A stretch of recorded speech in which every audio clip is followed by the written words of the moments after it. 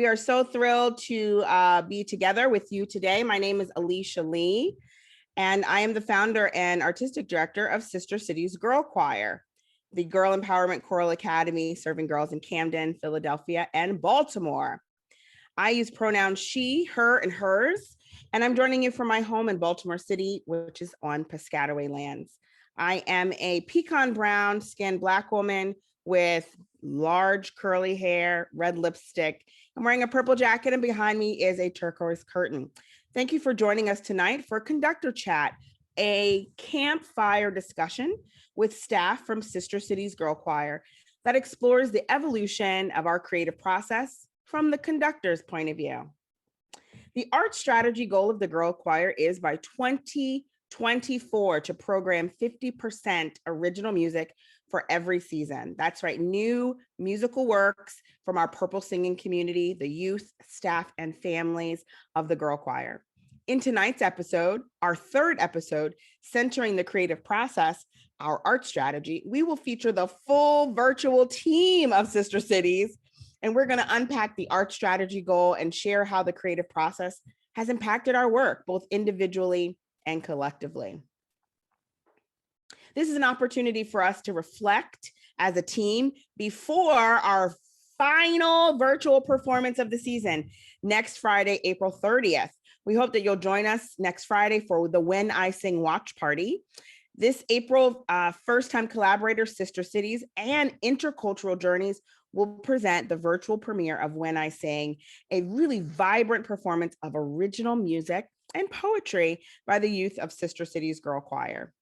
You can join us on Friday, April 30th, and we'll provide full details at the end of the episode about how to join us for the watch party. The piece When I Sing combines 4 original songs that were written by the youth of Sister Cities Girlchoir with visual storytelling and poetry, all exploring the themes of sisterhood, creativity, and the power of defining your own voice. When I Sing is supported in part by an award from the NEA, and we'll share a little bit more with you about that. And this concert will also feature original works from our youngest singers and a few classic compositions composed by Kirk Franklin and Quincy Jones. So we do hope that you'll join us. So first, I'd like to just spend a little time thinking about this art strategy goal and why this is so important to us. We have an episode next week that we hope you'll join us for, where we're going to unpack how we came to develop this goal. Where did it pop out of in thin air? But we've been working on this since 2017. So we're in year 4 of our strategic goal that by 2024, 50% at least of all of our repertoire and every performance will be original songs from our community.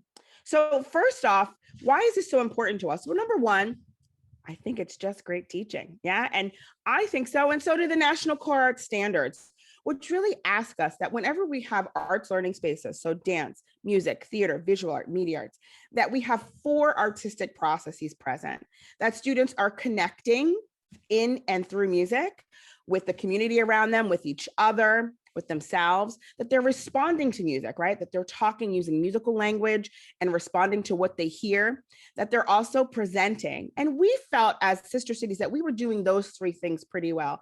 We were constantly thinking about ways that music was uniting, was a community uniter and brought people together. We were asking kids to talk about what they heard in the music and also maybe share some ideas for what they'd like to hear from a musical space. And of course, we were presenting and performing all up and down the East Coast, from the Kennedy Center all the way up to Carnegie Hall. But we weren't creating. We were not allowing space for students to give the full range of their voice and agency by turning their ideas into sound. And so this shift for us has been really monumental. We're happy to unpack it tonight. The Maryland State Department of Education has taken those artistic processes of the National Core Arts Standards, and they've developed them into a creative process map, which you see here. This idea of taking a big idea and being inspired by it, right? I'm using the little icon movements, taking that idea and moving it over to explore it by creating a draft.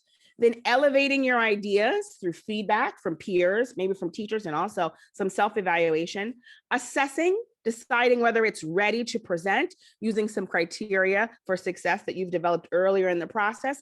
And if it's not ready, looping yourself back through, elevate, right? And getting more feedback, figuring out how you can communicate your idea with more clarity. And if it is ready, you present it to the world. And by present, you share it with others, but you also then end the process by reflecting on the full piece of everything you've brought to the table, the final work, but also the process of creating this work. And that could propel you further to the next creative work. So we've been using this process as a tool. Our organization in and of itself is really focused on using this creative process map when we're developing plans for teaching and learning repertoire, right? So really getting students to identify what's the core concept of this piece. What is this composer trying to say? And now that we've added composition to our cadre of what's offered to young people, getting them to think about ways that they can align their musical choices with their ideas, right? And so how can they share their ideas in a musical space? This year, we are so glad that we're able to provide, we've been scaffolding again since 2017. And this year, we're able to provide composition opportunities for all of our ensembles. So our girl choir ensembles, and we also have a wonderful partnership with the Mann Center, the Music and Motion Choir, Motion and Music Choir. And so all of our ensembles are composing, creating new works where they're turning their ideas into sound. The other reason why this work is so important to us is it aligns to our mission. We are a Music for Social Change program, and Denise Froman, a teaching artist and friend of ours, has reminded us that Lucille Clifton says that if you want to create something, right, you can't create something that you can't imagine, right? So by giving students opportunities to build and elevate and flex their imagination, right? Their critical thinking, their creativity, their ability to communicate, by flexing those 21st century skills, by building the artist habits of mind, we're giving them the tools to create this transformation that they can create in the world. And that is really exciting and powerful. So it's the creative process as a tool, almost like a gym for folks who will eventually architect our liberation and figure out a better world for us all to live in. So this is a really important piece of the way the creative process intersects with our mission. So I hope that you will sit back and relax and hear a little bit about what we're doing. This When I Sing, again, tickets are on sale, or you can also join us at the watch party on Friday, April 30th, an opportunity to hear from these young people, right? I'm looking here at the faces of two young adults who have been with us since they were in first grade, both of them. And this idea of sharing what it's like for them as singers, what it's like for them to live through COVID, what brings them joy, what brings them sadness, what are the ways that they feel strong, what are the ways that they feel weak, and that vulnerability and ability to share collaboratively through music making is what we're focusing on this year. All right, I'm going to bring up some friends to the stage. And Kendra, welcome. Welcome, Kendra Balmer, our conductor, music educator, and teaching artist with Sister Cities Girl Choir. Welcome, Kendra. Thank you, Alicia. Hello to everyone who's watching. My name is Kendra. I use she, her pronouns, and I'm joining you from South Philadelphia on sacred Lenni Lenape land. I'm wearing a white and purple Sister Cities jacket and some black headphones. I have brown hair, and I'm sitting in front of a brick wall tonight, and happy to be here. Yeah, we're happy to be together. It's nice. So, Kendra, let's talk a little bit about this shift. You have been with Sister Cities since we started. So this is your 9th season with the Girl Choir. And you've seen how the organization has grown and shifted. And what are you thinking about when it comes to this goal? How might we change by engaging in this work? What might change about our organization? I have been here long enough to remember when those girls were in first grade that we just saw. I think that we're always moving in a forward direction that is so meaningful, and with this composition, I think that changes what our traditional vision of choir looks like. I think that it has helped us connect with each other, with our singers and our communities, and to create something that can possibly live beyond our lifetime and directly connects to our social change mission by directly creating change and creating well-rounded artists and cultivating limitless art without boundaries. Absolutely. Absolutely. Those are such beautiful statements. I'd love to dive into this idea of creating something that lives beyond us, right? Uh, and to me, that the word that sticks out for that, I guess, is like legacy.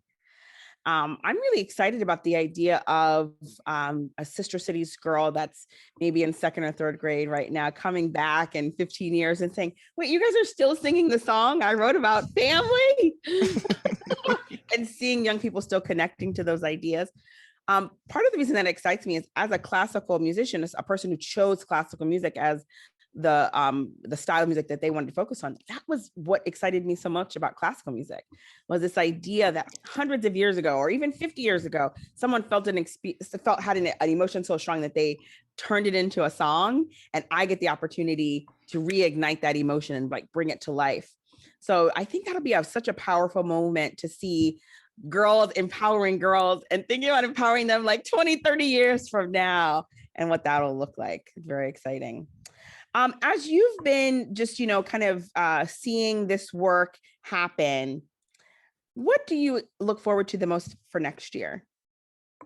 I think we've created a really strong foundation where now that have been diving into composition and taking those first steps, those vulnerable steps of creating something, because when you step into it at first, you're not sure what's going to happen. But now that we've seen the end process, that, oh, we can create songs that we can sing, we like them, we can collaborate on them. Now that we've passed that stage, going into that brainstorming process is a whole nother level next year. Now it's like, oh, well, now I know what I want to do differently. I know what I want to express this year. I know that when I go through this process, something great will come of it. Wow, I love that idea. And just even, I think, as a staff, I think we've just leveled up our own confidence in each other's creativity in a new way. We'll talk later about some professional learning opportunities that we've participated in, but I just feel like I've been able to see all of us in new lights and just Absolutely. keep more inspired by all of you, and than ever before. And already, I've always been inspired by every member of our team. It's really wonderful to create with each other, though, and to understand each other's levels of ability too in that way. Yeah, it's really cool. Thank you, Kendra. We're gonna bring Miss Ann out, and Miss Ann is Miss Ann. Hey, Miss Ann is a conductor, voice teacher, and singer, and proud member of our Sister City staff. Welcome, Miss Ann. Thank you so much. I'm so loving this conversation already. Like already I have all the feels listening to you and Kendra share. So yes, my name is Anne and I go by she, her pronouns. I am in my home in Elkins Park, just outside of Philadelphia on sacred Lenni Lenape land. And I am a middle-aged woman with short brown hair and purple glasses sitting in front of kind of a dark background. So you mostly just see me. That's terrific. And so let's dive into at our conductor chat next week. We're going to talk about a little bit more like the scaffolding, the way that we started to operationalize this new strategic goal. But the first time that you heard that we were starting to think about involving composition, Yeah. what was your first reaction? You and I both are prior to this 2020, we identified primarily as singers, I would think, right? And music educators, but vocal, right? And the way that we've all been trained as classical musicians is to adopt kind of one or two personas. You're a performer, and so you perform other people's ideas, or you could be a composer, or maybe you could be a conductor. And that's kind of, you're going to find a place in there. So this idea of bringing composition to the space, what did you know about composition before this? And how did you start to, what was your gut reaction to this change? And then, how did you assess what you already knew? So the gut reaction, like you said, because we sort of compartmentalize ourselves, what part of musician do I get to own? Even though I fantasize and think about composing all the time, and I definitely was nervous at first, not thinking about turning around and doing that with other people, with other little people that I care about and take very seriously the charge of educating and nurturing.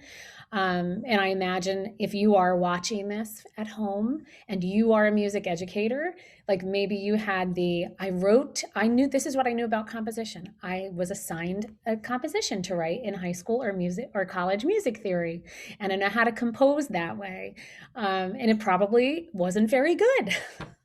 And so that was really my experience, except that I also, like our junior high and high school kids that we teach, still have my notebook where I wrote all my angsty songs in. So I had been composing, right? So I had to like pull myself back to that place of remembering that capacity was inside of me and that it was also inside of all the kids that we work with, right? I think that was like the first bridge to, oh yeah, I think we can do this.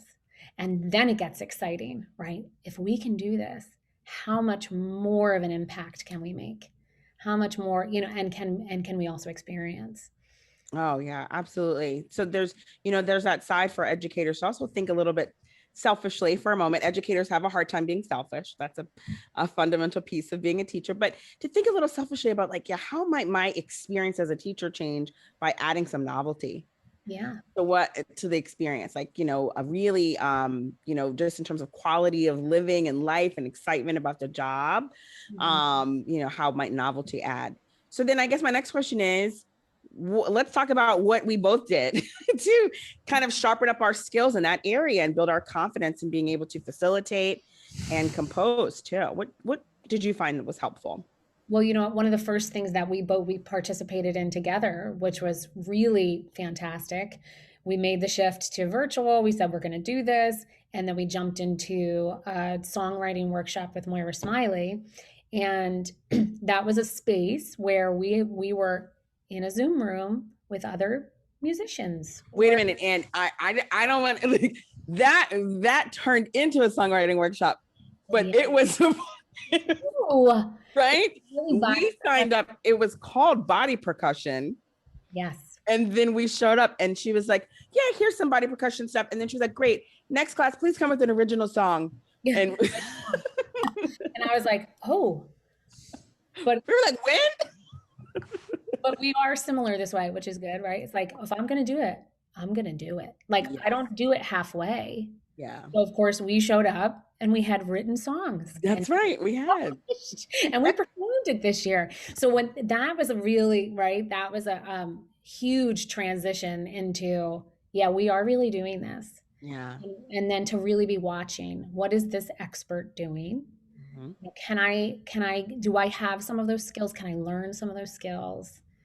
And then some of the other people that we were blessed to be able to work with, just how, looking up and looking around at people who are doing it, not being afraid. And actually, like you said, that's part of the self-care, part of the selfishness is like, oh, let me go experience some of this myself because it feels so good, right? Absolutely. I often express that teaching is it is an opportunity to share your creative process with someone else. We really are trying as music educators worldwide to get away from this idea of music educator as master and more as colleague and collaborator. And so I thought it was very magical for us to go to that workshop together. And it was serendipitous. I mean, again, I thought we were going to learn how to like compose body percussion. And she was like, no, you will write an original song so you can. and we were just like, all right, let's jump. Moira Smiley, who is a person that we love and revere. Let's jump. And we did it. And that was really helpful. We're going to share the names of some of our collaborators from the year, but Dr. Martha Gonzalez rings true here. The folks at Voices 21C. So Andres out of Boston really worked terrifically with us. Denise Froman, and seeing her process as a text expert, as a slam poet. I also loved Really what I great. learned a lot from Denise was that drawing from all disciplines to inspire, right? I think that was one of the biggest things I took from her. Hello, Morning. Cecilia. It's so good to see you. And Cecilia is a teaching assistant, musician, and music educator. Welcome, Cecilia. Hi, thank you so much for having me. My name is Cecilia. My pronouns are the she series of pronouns. I live right now in Northwest Philadelphia, which is indigenous Lenni Lenape land. And I am a white person with my brown hair tied back in a ponytail, and I'm wearing red glasses. And I have some long earrings on, a purple and white sweatshirt, and there is a blue tapestry behind me. Beautiful. It's great to see you. And next, we're going to bring out Miss Jackie. Miss Jackie is an administrator at Sister Cities and a site coordinator. Hello, good evening, Jax. Good morning. How is everybody? Again, my name is Jackie, also known as Miss Fox. My pronouns are she and her. I'm currently in West Philadelphia, also on the sacred land of the Lenape lands. And let's see, I'm a fair-skinned, multiracial woman who is wearing a Sister Cities purple shirt with the emblem in white. Yes. I'm wearing white feathered earrings, and also I have a backdrop which says home is where love and memories are created. Isn't that the truth? Ain't that the truth? Great to see you. And next up, but last but not least, we've got Shahara. Shahara is a teacher, singer, and choir coordinator for Sister Cities Girlchoir. Welcome, Shahara. Hello, everyone. So glad to be here. My name is Shahara. I use the she and her pronouns, and I am currently in South Philadelphia, so I am also on Lenni Lenape land. Well, it's so good to see everybody. And what we're going to do now is we're all here on screen. I'm interested to see and hear, just a little bit more about the ways that we've been able to spend this year. So next week in our final episode, Modeling Creativity, Building a Creative Practice to Support Vision, we're going to delve into how we scaffolded the art strategy goal within our organization. This year, which is year 4 into our goal, to perform 50% original works every season, we had all of our ensembles composing and going through the creative process from inspire to explore to elevate to present. So let's just take a look at some of that incredible work.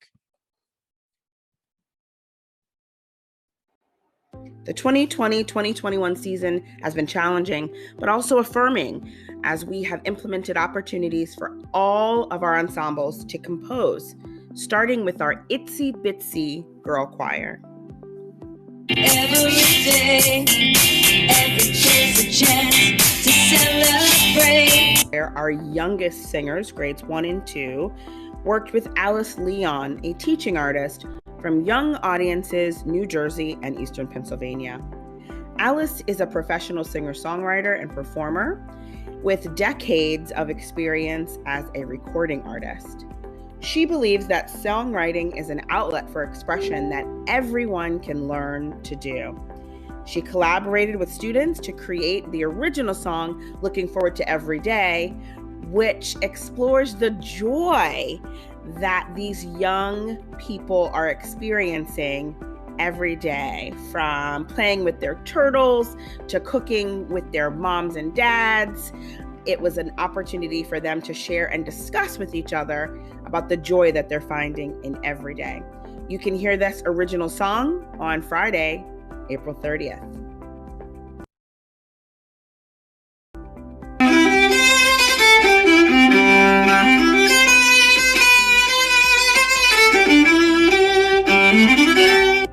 The Little Sister Girl Choir, grades 3, 4, and 5, participated in the graphic score composition project, led by Philly composer Aaron Bush, with full support from the American Composers Forum. Now, you can catch a full episode 1 of the Conductor Chat, Launching from Ideas to Sound, that takes a deep dive into this incredible project where we united student composers with professional musicians to debut their pieces to the world.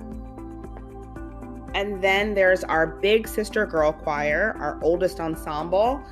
And we are so thrilled to collaborate with Intercultural Journeys for the presentation of When I Sing, a virtual performance of original music and poetry by the youth of Sister Cities Girlchoir. These are young composers and performers and poets. All pieces were collaboratively composed during workshops led by teaching artists Denise Froman, Dr. Martha Gonzalez, Voices 21C, and Anna Gresta Dugan and Alicia Lee from Sister Cities Girl Choir. And like, girls can do so much more than the world expects of them. And it's like adding on to that. More than the world. The project is supported in part by an award from the National Endowment for the Arts. And additional support comes from the Presser Foundation, the Musical Fund Society of Philadelphia, and Comcast Corporation. Now, you can watch episode 2 featuring Anna Gresta Dugan, who facilitated one of the songs in the When I Sing cycle, a song called One Day. And you can dive into that episode 2, and see student artifacts, hear from the students while they were working, see the work, hear the work, and of course the work will debut on Friday, April 30th.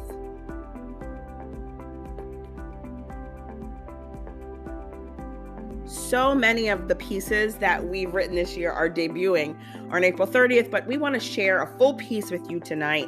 So I invited to the space the work of Dr. Martha Gonzalez.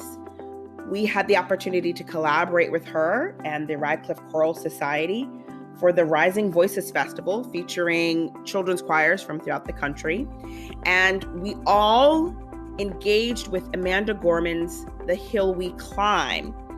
And Dr. Gonzalez led workshops all around the country, collaborative songwriting workshops, where each choir wrote a song in response, a creative response to Amanda Gorman's The Hill We Climb.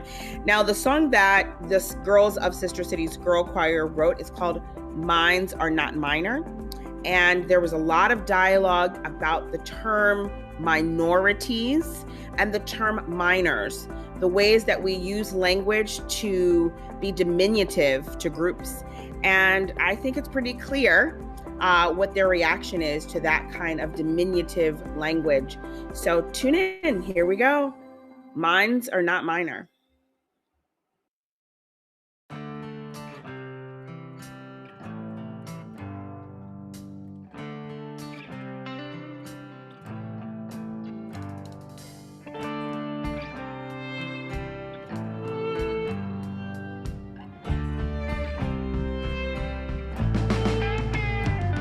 Our minds are not minor.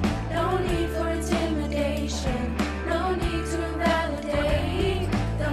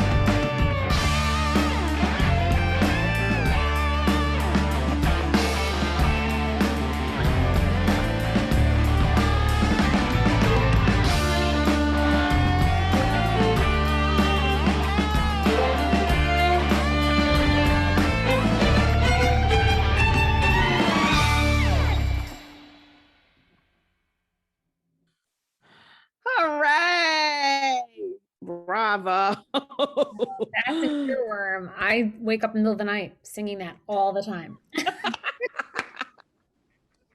Oh, Now that's one way we've changed. We all have at least 6 new earworms. yeah, truth. Truth.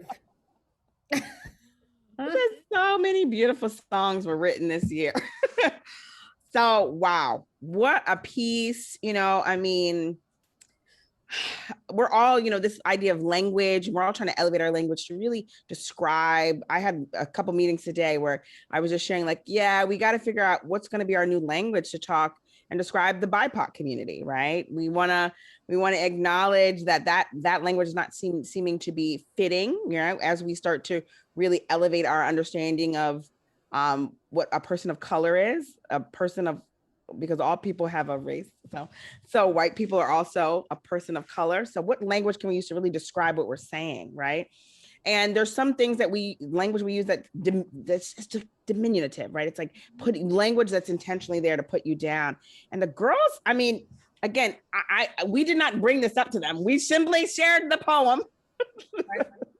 And in fact, that whole first section, one of the girls unmuted and said, I was thinking this.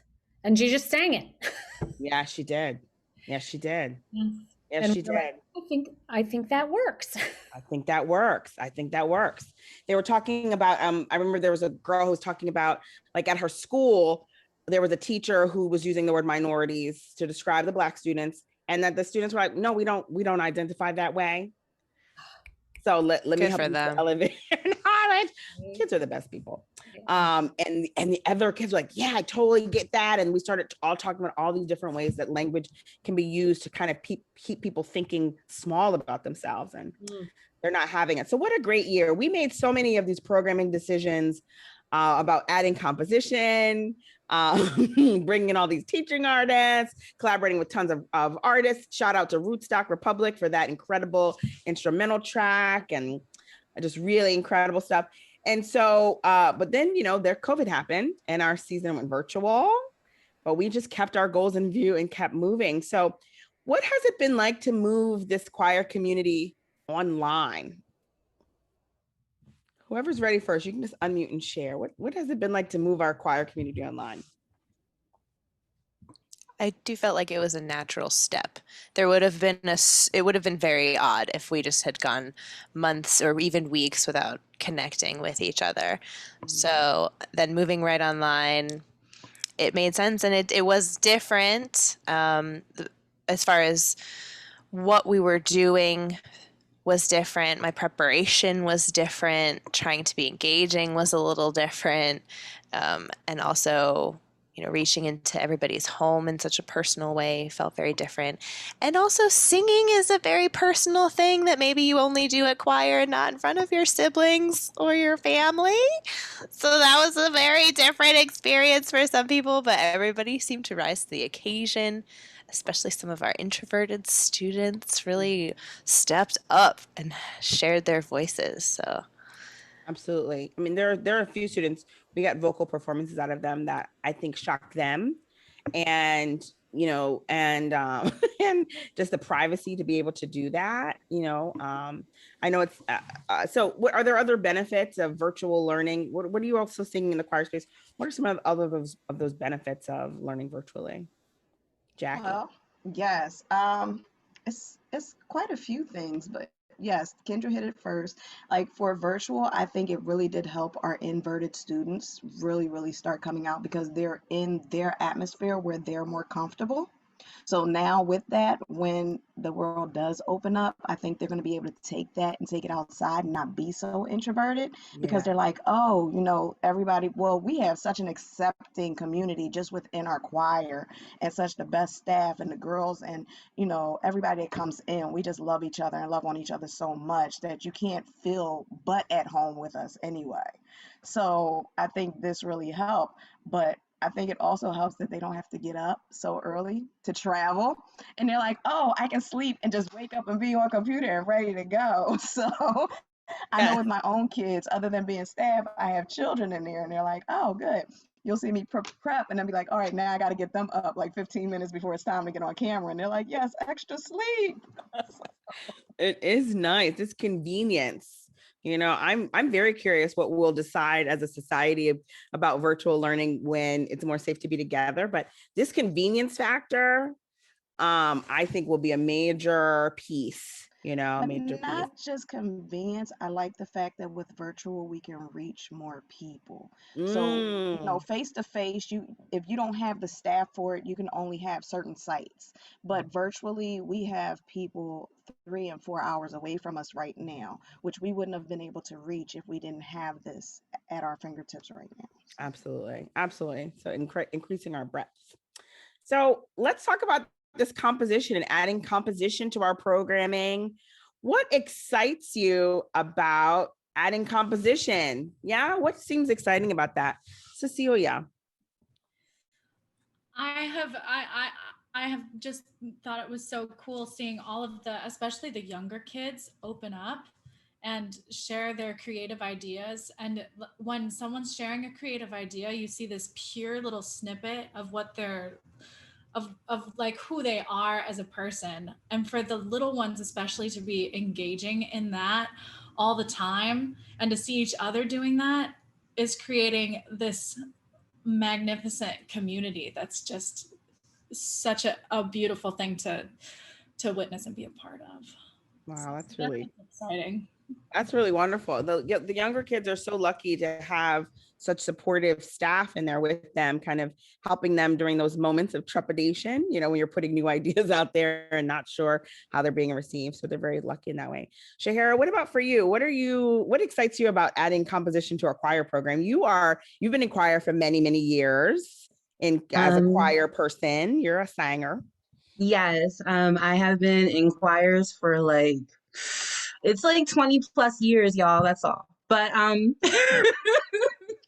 as far as composing and as a choral singer, it was something that I never did. And so I can't even imagine what it would have been like for me to actually get to express myself in that way and to know that I could create something and sing that same thing. Like, what? I think it's a really cool experience for the big sisters also to have. It's very, very exciting. Now, I feel like the next piece here is I want to invite Miss Kendra to clue us in. We want to share a staff performance. And Miss Kendra, will you tell us a little bit about what we can expect? Sure. So we were making all this wonderful art with our singers, and then we took a moment to collaborate through the lens of improvisation and songwriting, and we found a piece that resonated with all of us in a time, where we were just kind of watching other people do this, and it was a beautiful outlet to create art ourselves. So this is Pitter Patter, and we took an existing song and arranged it, including a lot of our own improvisation.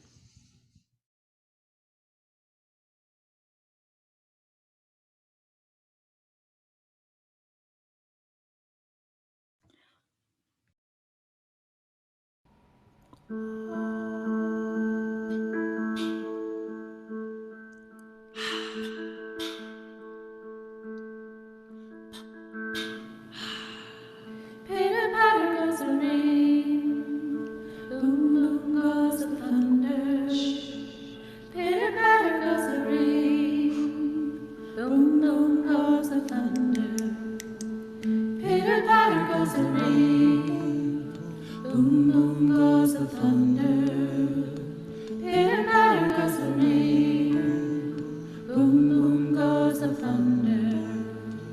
Pitter patter goes the rain, boom boom goes the thunder.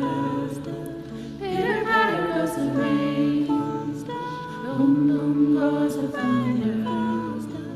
Pitter patter goes the rain, boom boom goes the thunder. Look at me, I'm alright. Pitter patter goes the rain, in the storm, boom boom goes the thunder. To the rhythm of the rain. Pitter patter goes the rain, boom boom goes the thunder. Look at me, I'm alright. Pitter patter goes the rain, in the storm, boom boom goes the thunder. To the rhythm of the rain. Pitter patter goes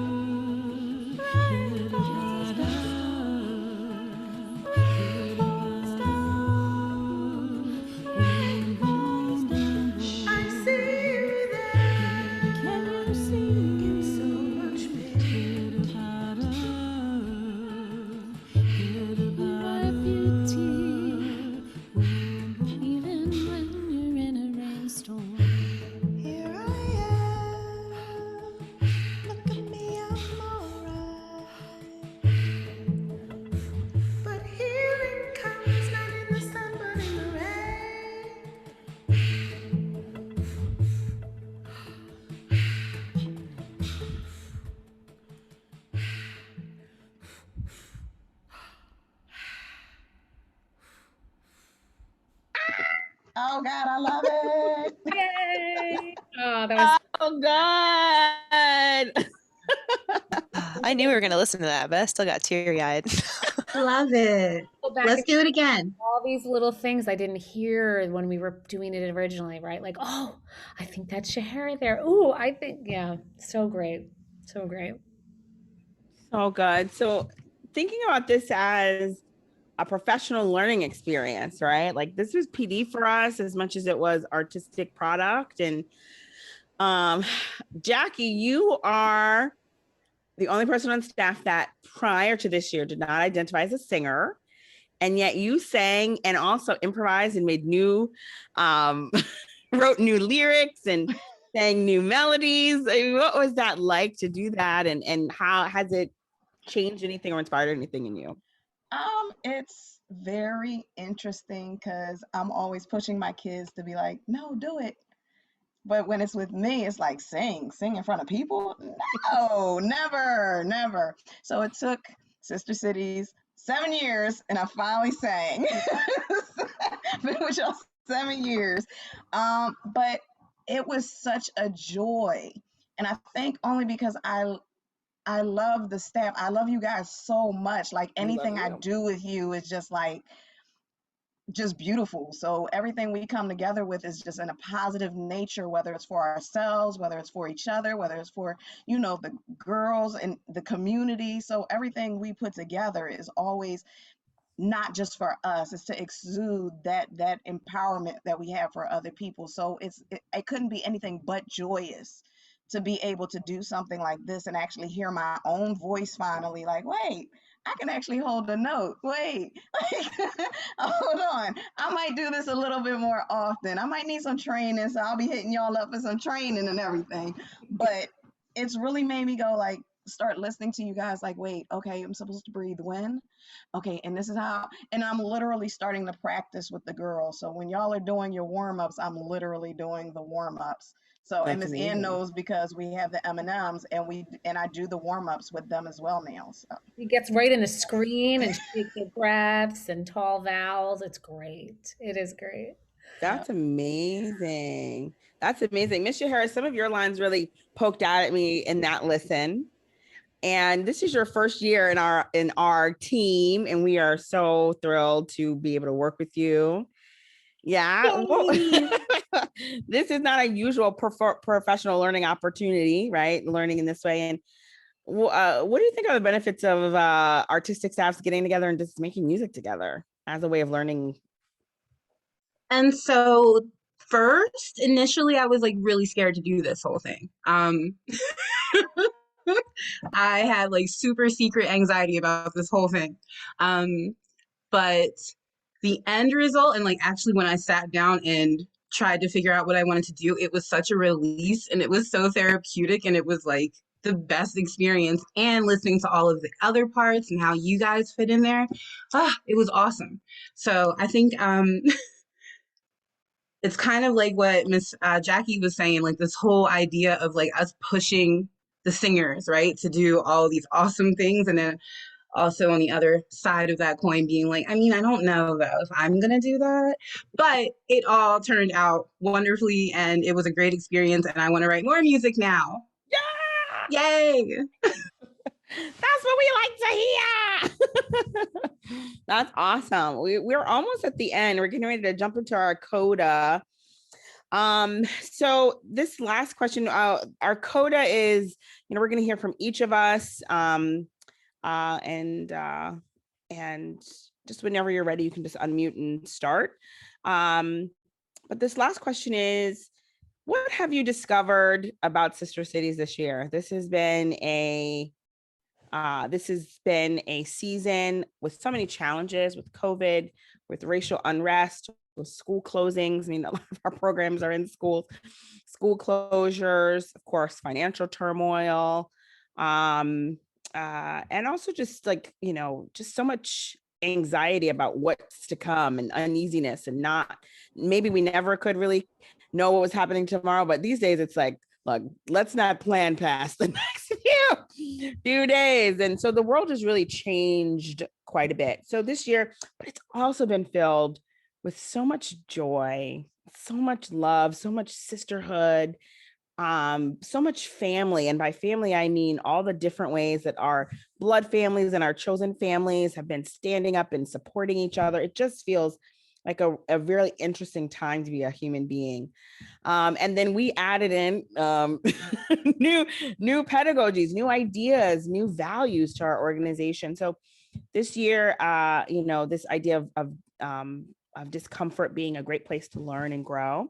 So what have you discovered about Sister Cities this year? And I'll go first. perfect.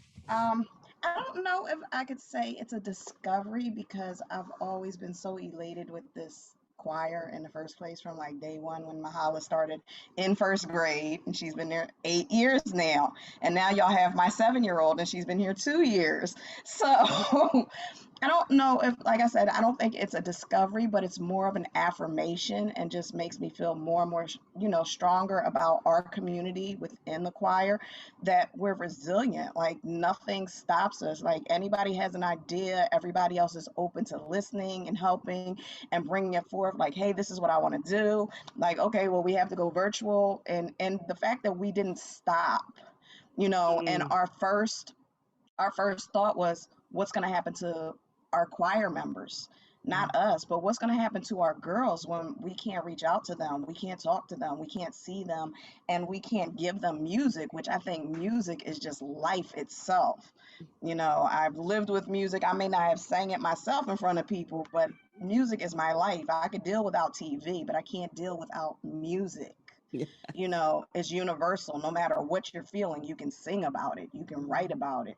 So to me, it's just more of an affirmation of how strong this community is and how much more people we can reach, because we have such a powerful message and we have such love to give and just put it and exude out there.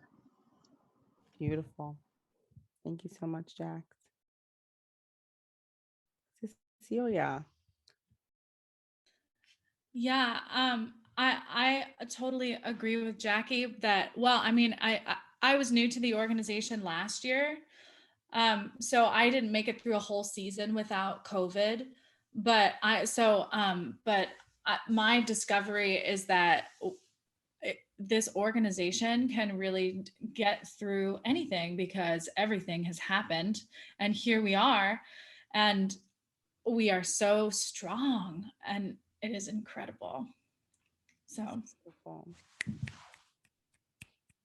Miss Shahara.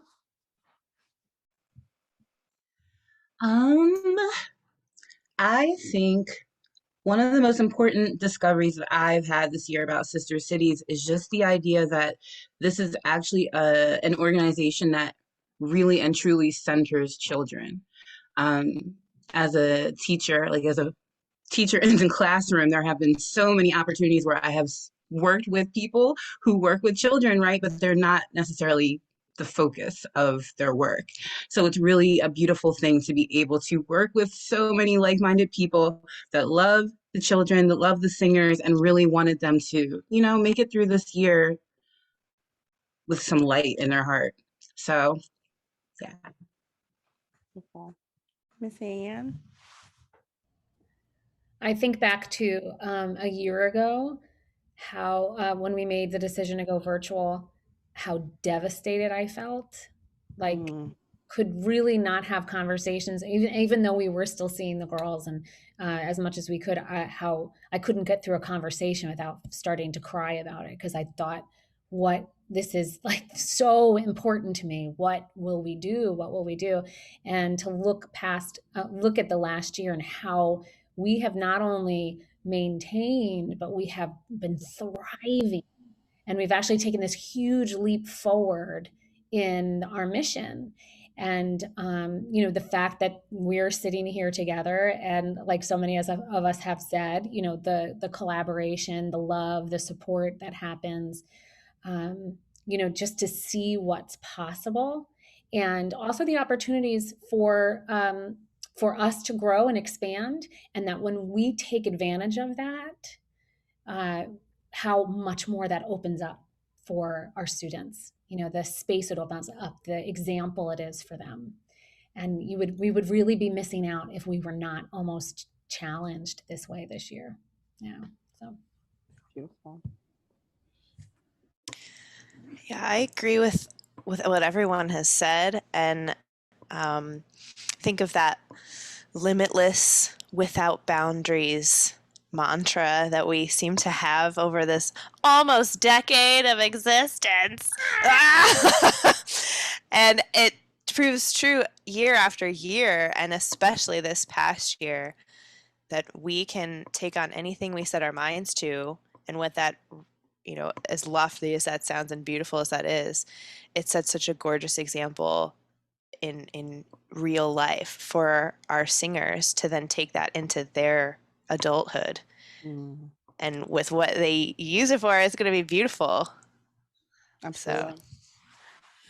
So I'll say for me, when we started Sister Cities, we just had ideas.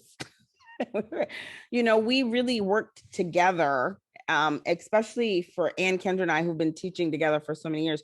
We really just work together to figure out well, what is the culture here? How are we going to create? What is it going to be? What are we going to do teaching wise to make that happen? What does that look like? And having just so many discussions and making a culture out of air, out of nothing. And so I think that really has bonded us for life. But then this year that deepened in some way, because when we had this idea, I don't know about y'all, I had no idea how we would do it. I didn't know how. I just knew that it was the right thing to do by the kids. But that's been our thing. We've never known how. We've just okay, this is gonna happen. We say add it to the manifest list. It's going to happen somehow. Just I'm adding it to the list. Right. Yep. It's a wish and a prayer, and it all comes true. That's right. And a bunch of hard freaking work. Yes. We've all learned so much so that we could stand up for these kids. The other night I was talking about, being a DEI facilitator, anti-racist facilitator. 5 years ago, I didn't know how to do that, but I knew it was important. And I was like, I got to learn how to do this because it's important. And I feel like that's what we all do is we're like, okay, this is important. Let's do it. Let's figure it out. Let's find the resources. Let's keep learning. And that means I'm going to be uncomfortable sometimes. Yes. And I'm going to have to step into that discomfort, and I'm going to have to be willing to show up and tomorrow. Mm-hmm. But again, that also helps our young people when they see us in an uncomfortable place and we're still doing it, to let them know, hey, you can do it. Because even with the composition, I think when you brought the composition in, we were always telling them what to sing. Now it's like, what do you have? What do you want to say? And, it's like that made them uncomfortable because they know they have some thoughts that we might be like, I don't know about that. But us welcoming them in and saying, no, let us know, we're letting you have a voice, says a lot to our little people. So, that gives them that as they get older, like, no, I have a voice and you're not going to quiet me now. Mm-hmm. We might mute you once in a while. Stories. This is the best group of people I know. And I'm so honored to, to share time with all of you on this planet. And for people to get to know and see all of you. I'm going to share my screen and just remind folks that this is the third episode of Conductor Chat, which we are now committed to doing this reflective practice once a year at the end of every season. So you can look to see us next year reflecting on our work and the work that we do. We have a website where we are archiving these episodes. So you can dig into episodes 1 and 2. And see what Miss Ann and Miss Kendra talked about. Watch this episode again, and next Wednesday I'll be sharing some of my ideas about modeling creativity. Do y'all want to party with us? Come and celebrate with our Purple Singing community on Friday, April 30th, 2021, from 7 p.m. to 8:30 p.m. Eastern Standard Time, as we join together to congratulate, to celebrate the voices and creativity and innovation of the youth of Sister Cities Girl Choir. First-time collaborators, Intercultural Journeys, and Sister Cities Girl Choir have joined forces to present When I Sing, a vibrant virtual performance of original music and original poetry by the youth of Sister Cities Girl Choir. Come help us celebrate and uplift these young, emerging artists. They have braved and toiled and elevated their work, and it's ready for you to come and witness their brilliance and the spectacular collaboration that has allowed all of this to take place. Young people have so much to say about the world around them, their hopes and dreams, and the things they want to change. This collaborative project provides a platform to hear from tomorrow's change makers. The performance grew out of a months-long creative process with guidance from poet Denise Froman and musicians Martha Gonzalez, Voices 21C, Ann Dugan and Alicia Lee from Sister Cities Girl Choir, and Ruth Naomi Floyd. The students crafted poems, lyrics, and new songs. Focusing on legacies of resistance and joy by women and girls, including the legacy of the voice and powerful advocacy of Philadelphia born and raised, world-renowned opera singer Marian Anderson. The work explores sisterhood, creativity, and the power of defining your own voice. When I Sing is supported in part by an award from the National Endowment for the Arts. Additional support from the project came from the Presser Foundation, the Musical Fund Society of Philadelphia, and Comcast Corporation. You do not want to miss this. Sister Cities Girl Choir community, come on out on Friday, April 30th at 7 p.m. to support the watch party for When I Sing. You'll also catch 2 original world premieres of songs by the Itsy Bitsy and Little Sister Girl Choirs, in addition to classic performances by Itsy Bitsy's, Little Sisters, Motion and Music, and Big Sister Girl Choirs. You don't want to miss this. It's going to be epic. And don't forget, wear purple. Yes, wear purple. Good night, everyone. We thank you so much for joining us. And thank you, of course, to our incredible team, our families and youth of Sister Cities Girl Choir. We will see you on April 30th. Yay!